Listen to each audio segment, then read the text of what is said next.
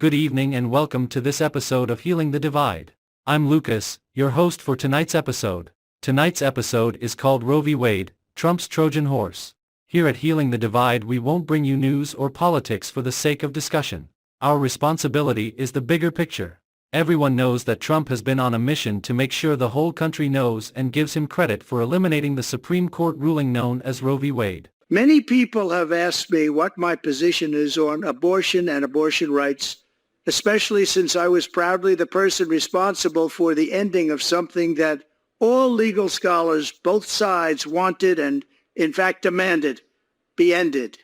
Roe v. Wade. This was the ruling that made it legal for women to have autonomy over their bodies and reproductive health care, which includes abortions. Even though Americans are divided by religious and other positions over whether women should have abortions, most people accepted it as the law of the land and did not spend time worrying about who was getting an abortion and who wasn't. Just a quick reminder. In Roe v. Wade, the Supreme Court decided that the right to privacy in the 14th Amendment protected abortion as a fundamental right. This was back in 1973. In Dobbs v. Jackson Women's Health Organization 2022, the Supreme Court overturned Roe v. Wade.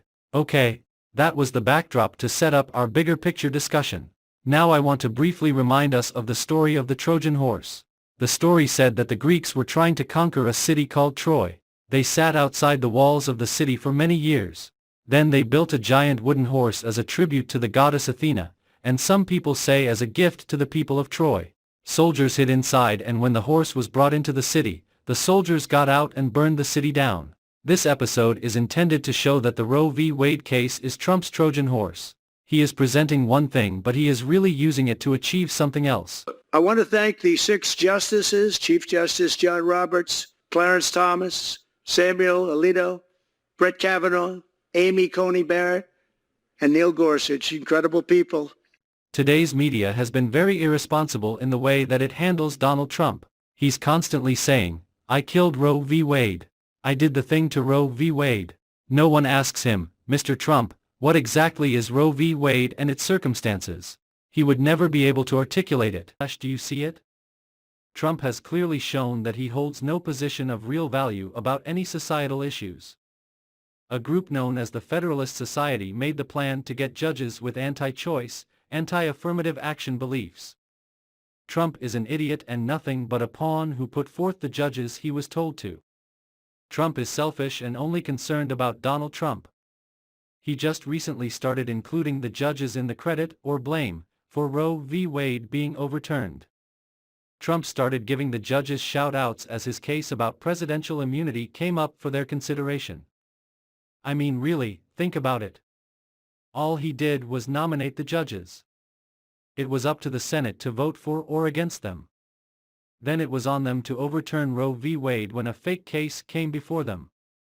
Yet he presents it to whomever will listen as if he performed some brilliant and miraculous task that no one else was able to accomplish over the past 50 years.